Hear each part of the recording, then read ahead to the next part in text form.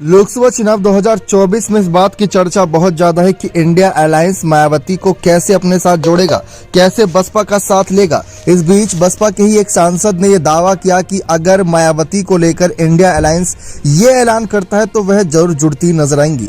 दरअसल ये सांसद है मलुक नागर ने कहा कि जब तक मायावती साथ नहीं आएंगे इंडिया गठबंधन का कोई वजूद नहीं रहेगा। वह बीजेपी को नहीं रोक पाएंगे क्योंकि उत्तर प्रदेश की 80 सीटें और ऊपर से देश भर में कई और दलित वोटर्स के क्षेत्र है जहां पर भाजपा के लिए कहीं ना कहीं खेल आसान हो जाएगा अगर बसपा अकेले चुनावी मैदान में उतरी तो। बसपा सांसद ने कहा कि हालांकि अंतिम फैसला मायावती जी को ही लेना है, लेकिन मुझे लगता है कि अगर माफी मांगी जाएगी और प्रधानमंत्री का चेहरा घोषित किया जाएगा तो मायावती जरूर साथ आएंगी।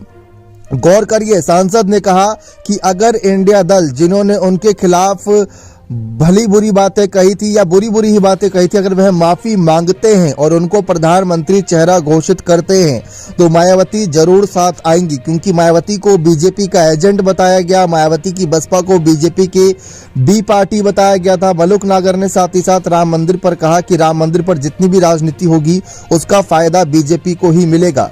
बसपा सांसद ने कहा कि राम मंदिर पर कोई भी कितनी भी चर्चा करेगा तो उसका फायदा बीजेपी को मिलेगा। राम सिर्फ बीजेपी के नहीं हम सबके हैं, लेकिन मंदिर को लेकर होने वाली राजनीति और उठने वाले सवालों का फायदा आने वाले दिनों में बीजेपी को ही मिलेगा।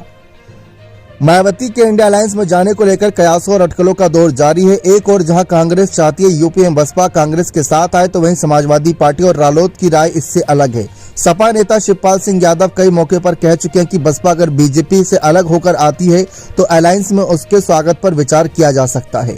सपा का मानना है कि बसपा अपने वोट ट्रांसफर नहीं करती या करा नहीं पाती, ऐसे में उसका अलायंस के साथ होना नुकसानदेह है। वहीं कांग्रेस का मानना है कि अगर दलित समर्थकों की पार्टी अलायंस के साथ नहीं आई तो मुस्लिम और दलित दोनों वोट गठबंधन से छिटक सकते हैं। लेकिन मायावती के सांसद ने शर्त रख दी है कि अगर भाई उनको प्रधानमंत्री चेहरा घोषित किया जाता है, माफी मांगी जाती है उनसे, तो वह जरूर आपके दल का हिस्सा बनने के लिए तैयार रहेंगी। बने रहे चैनल के साथ। बहुत बहुत धन्यवाद।